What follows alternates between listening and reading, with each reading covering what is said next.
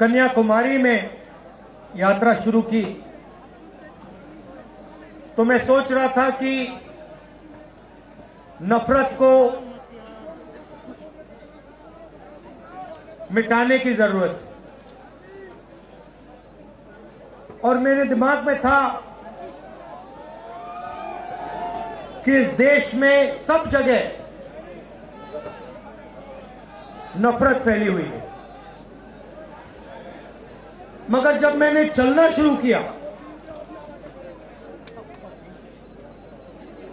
तो सच्चाई बिल्कुल अलग थी। मैंने मीडिया के बारे में कहा, शुरुआत में कहा कि हमारे दोस्त हैं,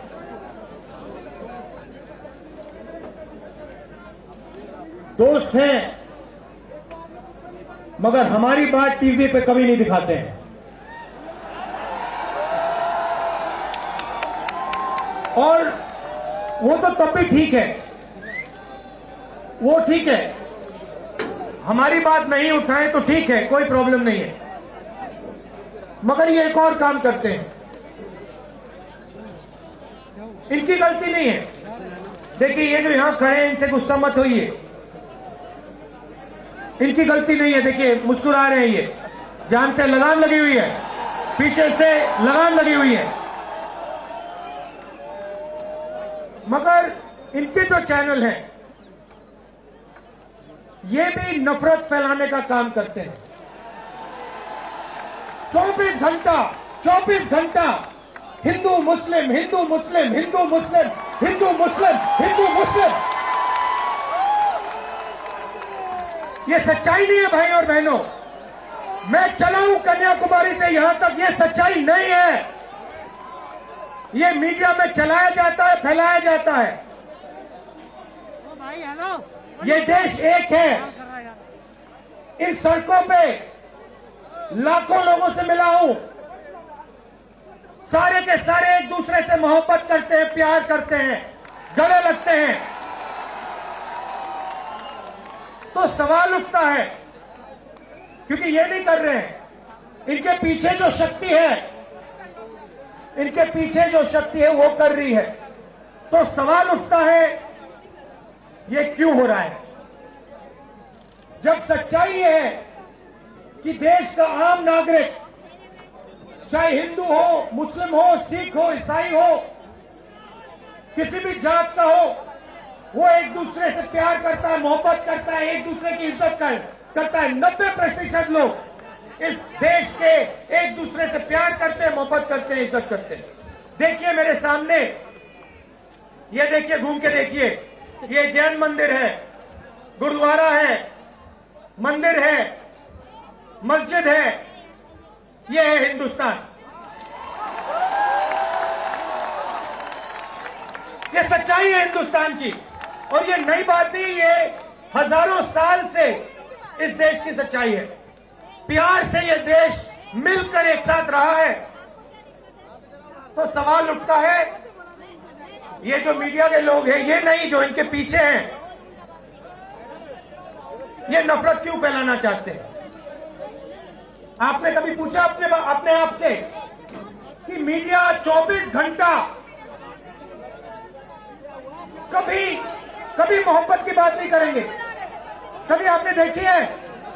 कभी टीवी में देखा कि देखो एक हिंदुस्तानी दूसरे हिंदुस्तानी से गले लग गया? कभी देखा? नहीं, कभी नहीं दिखेगा। सही बात है ना? सही बात, कभी नहीं दिखेगा। इसका कारण है भाई और बहनों, मैं आपसे पूछना चाहता हूं, आप में से किसी का कभी जेब काटा गया है? आपका जेब काटा गया? आपका जेब काटा गया? तो जब जेब काटा जाता है, आपका काटा गया ना, तो जब कोई आपका जेब काटता है तो वो क्या करता है? सबसे पहले उसे क्या करना पड़ता है? नहीं, ब्लेड तो बाद में आता है, मगर पहले क्या करता है? पहले वो आपके ध्यान को इधर करता है। आपके ध्यान को लेकर उधर ले जाता है। भाई और बहनों, ये जो करा जा रहा है आपके ध्यान को हटाने के लिए किया जा रहा है, और ये 24 घंटा करते हैं और फिर आपकी जेब काटी जाती है। बढ़िया बढ़िया, क्योंकि सच्चाई है। 24 घंटा हिंदू मुस्लिम, हिंदू मुस्लिम, हिंदू मुस्लिम, और फिर जो भी आपका पैसा है, किसानों का, मजदूरों का, आपके एयरपोर्ट, आपके पोर्ट, आपकी सड़कें,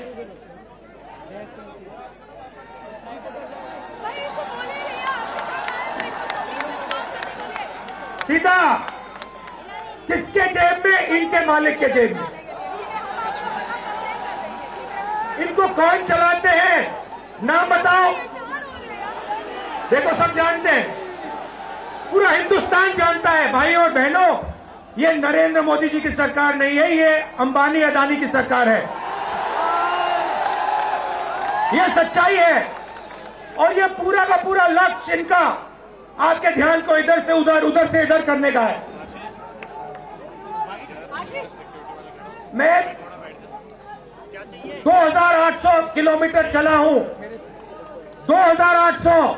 मुझे कहीं नफरत नहीं दिखी, कहीं हिंसा नहीं दिखी, कहीं मारपीट नहीं दिखी, मगर जब मैं इनका टेलीविजन खोलता हूं 24 घंटे मुझे मारपीट, हिंसा, नफरत दिखाई देती है। क्यों? क्योंकि ये आपका ध्यान इधर से उधर ले जाना चाहते हैं। जो सच्चे मुद्दे हैं उस पे आपका ध्यान गलती से ना चला जाए। जैसे जब कोई आपकी जेब काटता है, वो चाहता है कि आपका ध्यान आपके जेब पे गलती से भी ना चला जाए। ये हो रहा है इस देश में। तो आपका ध्यान कहां जाना चाहिए? मैं आपको बताता हूं। सबसे पहले आपका ध्यान जो हिंदुस्तान के युवा हैं उनकी ओर जाना चाहिए। आप किसी भी युवा से पूछ लीजिए, वो आपको बताएगा, मैंने इंजीनियरिंग की, मैं डॉक्टर बनने के लिए पढ़ा, मैंने आईएएस के लिए तैयारी की, मैं जज बनने की कोशिश कर रहा था। पूछो क्या किया? पढ़ाई की, कितने साल की? स्कूल, कॉलेज, यूनिवर्सिटी सब पढ़ लिए, और फिर क्या हुआ? आज क्या करते हो? मजदूरी करता हूं, पकौड़े बनाता हूं। बहुत ले लिया है, अब नीचे से लेना था। बेरोजगारी क्यों आई? मैं आपको बताता हूं। और जो हमारे छोटे व्यापारी हैं, जो स्मॉल और मीडियम बिजनेस चलाते हैं, आप अच्छी तरह सुनिए, क्योंकि आप इस देश के भविष्य हो। अगर इस देश को कोई रोजगार दे सकता है तो इस देश का किसान और ये जो छोटे व्यापारी हैं और स्मॉल और मीडियम बिजनेसेस चलाते हैं, ये लोग। क्यों? क्योंकि ये लाखों हैं, ये लाखों में हैं, और कोई 100 लोगों को रोजगार देता है, कोई 500 को देता है, कोई 1000 को देता है, कोई 25 को देता है, कोई 33 को देता है, और ये लोग देश को रोजगार देते हैं। अब इनकी बात करते हैं। ये 24 घंटे लगे रहते हैं, बैंक के दरवाजे इनके लिए बंद होते हैं। हिंदुस्तान के 2-3 अरबपतियों को 1 लाख करोड़, 2 लाख करोड़, 3 लाख करोड़ ऐसे दिया जाता है। ये बैंक के सामने जाते हैं, इनको धकेल के निकाल दिया जाता है। राइट? अब क्या? ठीक है, बैंक का पैसा नहीं दिया तभी मान ली बात, तब भी मान ली बात, मगर फिर क्या किया? फिर प्रधानमंत्री ने नोटबंदी की और प्रधानमंत्री ने गलत जीएसटी लागू की। भाई और बहनों, ये पॉलिसी नहीं है, ये हथियार है। छोटे व्यापारियों को, स्मॉल और मीडियम बिजनेस वालों को और किसानों को मारने के हथियार हैं ये। और जब इन्होंने ये काम किया तो देश के जो युवा हैं उनको रोजगार नहीं मिल सकता, सवाल नहीं उठता। क्योंकि जो रोजगार देने वाले हैं उनकी रीढ़ की हड्डी आपने तोड़ दी। किसके लिए तोड़ी? किसके लिए तोड़ी? इनके जो मालिक हैं उनके लिए तोड़ी। गेम को समझो। अब देखिए, अब आगे चलते हैं। युवाओं की बात की, स्मॉल और मीडियम बिजनेस वालों की बात की, दुकानदारों की बात की। अब सड़कों पे मुझे हजारों किसान मिले हैं। एक सेकंड में पहचान लेता हूं, जैसे ही हाथ मिलाता हूं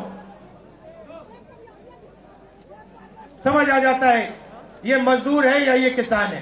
हाथ से पता लग जाता है, छिले हुए हाथ होते हैं।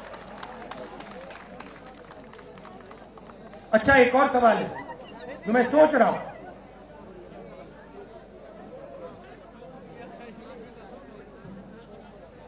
प्रेस वाले ने मुझे पूछा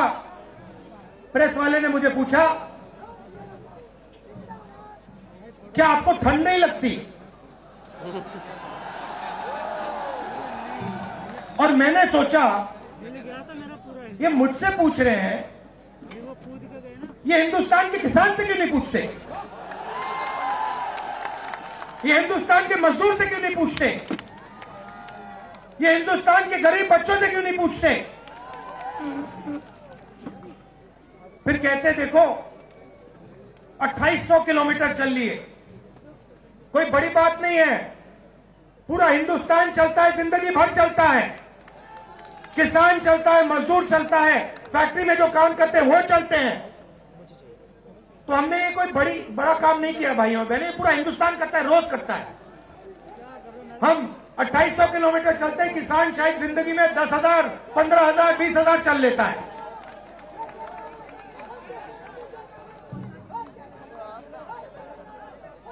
तो मैं चाहता हूं कि ध्यान सही जगह जाए। अब बीजेपी ने धर्म की बात उठाई है, हिंदू धर्म की बात करते हैं। मैं आपसे पूछना चाहता हूं, हिंदू धर्म में कहां लिखा है कि गरीबों को, कमजोर लोगों को कुचलना चाहिए? कहां लिखा है? कहां लिखा है कि कमजोर लोगों को मारना चाहिए? कहां लिखा, मुझे बताओ। मैंने तो कहीं नहीं पढ़ा। मैंने गीता पढ़ी है, उपनिषद पढ़े हैं, कहीं नहीं पढ़ा मैंने।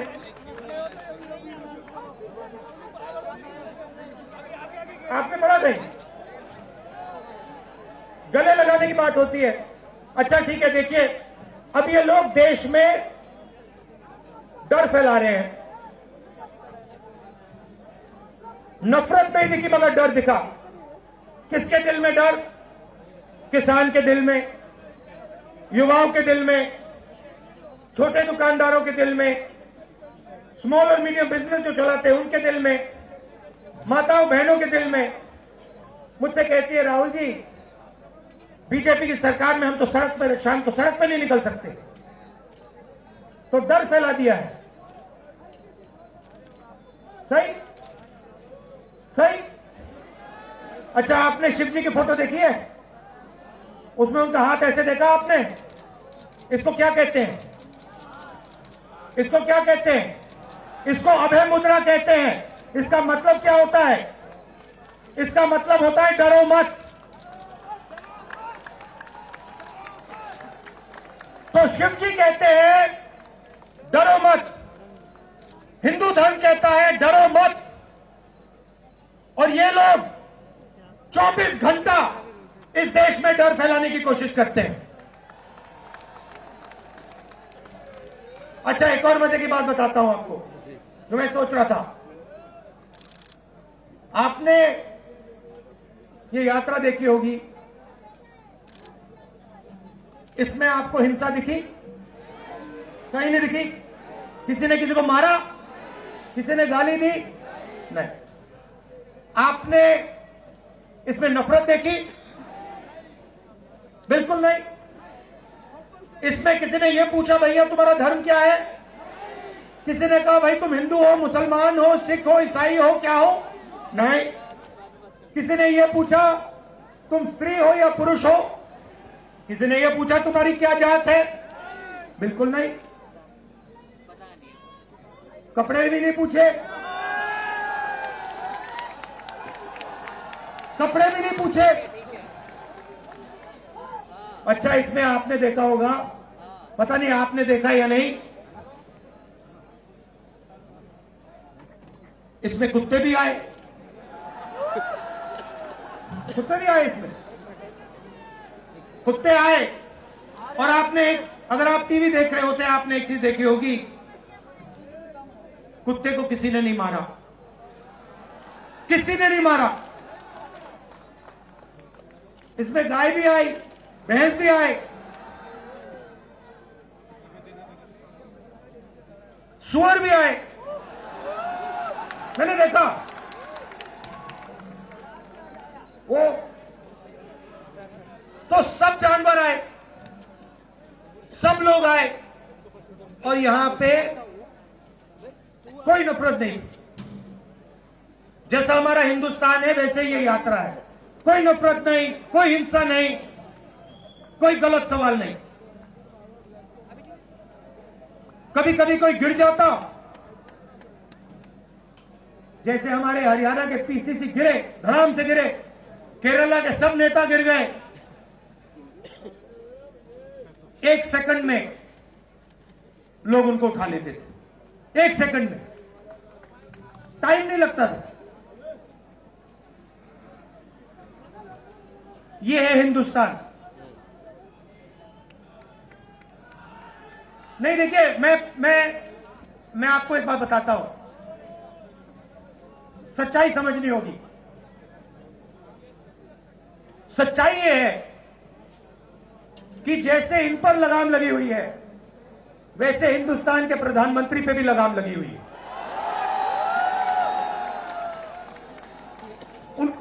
उनकी गलती नहीं है, वो संभाल नहीं पा रहे हैं, कंट्रोल नहीं कर पा रहे हैं, उनको कंट्रोल कर दिया है। नहीं, मैं सच बोल रहा हूं, मैं सच बोल रहा हूं। क्योंकि आप देखिए, एयरपोर्ट भी उनके, पोर्ट भी उनके,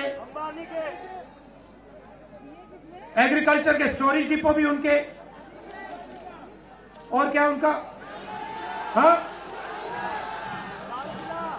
लाल किला भी उनका, लाल किला भी उनका, सारे के सारे पब्लिक सेक्टर की कंपनियां उनकी, और क्या उनका, रेलवेज उनकी,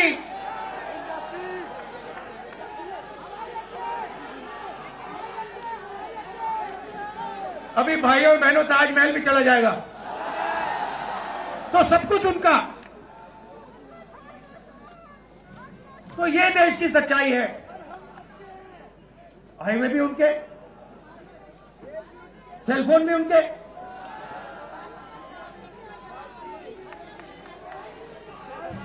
मगर सच्चाई हमारी।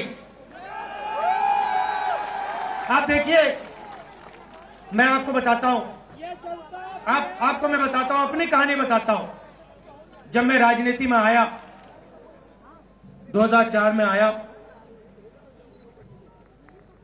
हमारी सरकार थी, चुनाव जीते थे, और ये प्रेस वाले 24 घंटा मेरी प्रशंसा करते थे।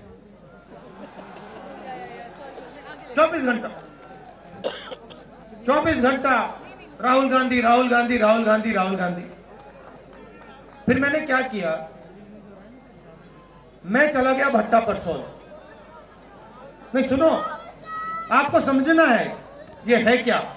मैं भट्टा परसोल गया और मैंने किसानों का जो जमीन का मामला है उसको छेड़ दिया। और भाइयों और बहनों, जैसे ही मैंने किसानों का जमीन का मामला छेड़ा, वैसे ही मेरे पीछे पड़ गए। उसके बाद जमीन अधिग्रहण बिल, भट्टा परसोल के बाद जमीन अधिग्रहण बिल लाया, कांग्रेस की सरकार लाई। उसके बाद तो पूरा फुल टाइम 24 घंटा मेरे पीछे पड़ गए। प्रधानमंत्री जी ने, बीजेपी ने, मैं आपको सच्चाई के बारे में बताना चाह रहा हूं, प्रधानमंत्री ने, बीजेपी ने हजारों करोड़ रुपए लगा दिए मेरी छवि को खराब करने में, हजारों करोड़ रुपए। और आपने देखा होगा मैंने एक शब्द नहीं बोला, बिल्कुल चुप, बिल्कुल चुप, मैंने एक शब्द नहीं बोला। मैंने ये नहीं बोला भैया ये गलत बोल रहे हैं, ये ठीक नहीं है ना, मैं बिल्कुल चुप, चुप, क्योंकि मैंने कहा चलो देखता हूं कितना दम है, और लगाया, पूरी की पूरी मीडिया लग गई, व्हाट्सएप पे लगाया, फेसबुक पे लगाया, सब जगह 24 घंटा राहुल गांधी के बारे में। कुछ नहीं बोला मैंने, पूरे देश में फैला दिया। और फिर एक महीने मैंने आपको सच्चाई दिखा दी और पूरा पूरा खत्म। देखो सच्चाई कैसे काम करती है। सच्चाई को छुपाया नहीं जा सकता है, कहीं ना कहीं से सच्चाई बाहर आ जाती है। और ये यात्रा हिंदुस्तान को जोड़ने की है। क्यों? क्योंकि इस नफरत से, इस डर से हमारे प्यारे देश को नुकसान हो रहा है।